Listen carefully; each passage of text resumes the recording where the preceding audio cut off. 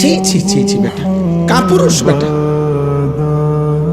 তোরা কাপুরুষ বেটা, তোদের যাদের চুল বেঈমানের মতো, তোরা কাপুরুষ মনে রাখিস। আমি বললাম বুজদিল বেটা, কাপুরুষ ফিরু বেটা।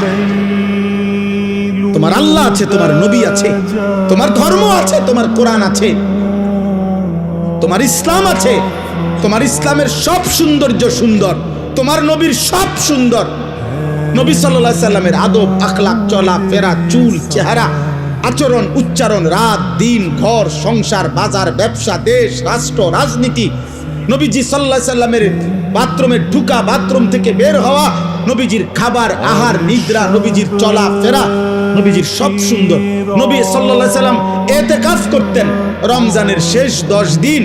ইতিকাফ অবস্থায় মসজিদে নববী থেকে তিনি মাথাটা নবীর স্ত্রীদের দিকে বাইর করে দিতেন, আর মাথা মোবারকের মধ্যে বিবিরা তেল দিয়ে চুল আশ্রয় দিতেন। অর্থাৎ ইতিকাফ অবস্থায়ও নবী তার সৌন্দর্যের, তার চুল পরিচর্যার, চুলে তেল মাখা এতটুকু যত্নবান তিনি ছিলেন। তিনি এতটা সুন্দর ছিলেন, তিনি এতটা স্মার্ট ছিলেন। তুমি আখলাক নাই, চরিত্র নাই, কোন বেঈমানের মতো চুল রাখলা? ওই বেঈমানের জন্মের ঠিক আছে কিনা তাও তো তুমি জানো না, ওই বেঈমানের চরিত্র আছে কিনা তাও তো জানো না। ওই বেঈমান কত রাত কত নারীর সাথে ঘুমায়, জিনা করে আর বেবিচার করে, তার মতো চুল তোমার ডিজাইন, তাহলে এটা তো জিনাকারের চুল, এটা তো বেবিচারীর চুল, এটা তো লম্পটের চুল, এ তো চরিত্রহীনের চুল।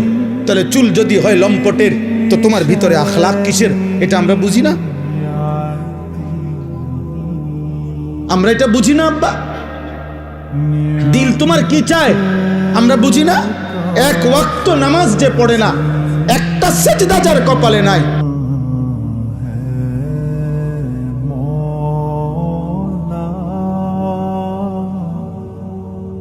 गंजी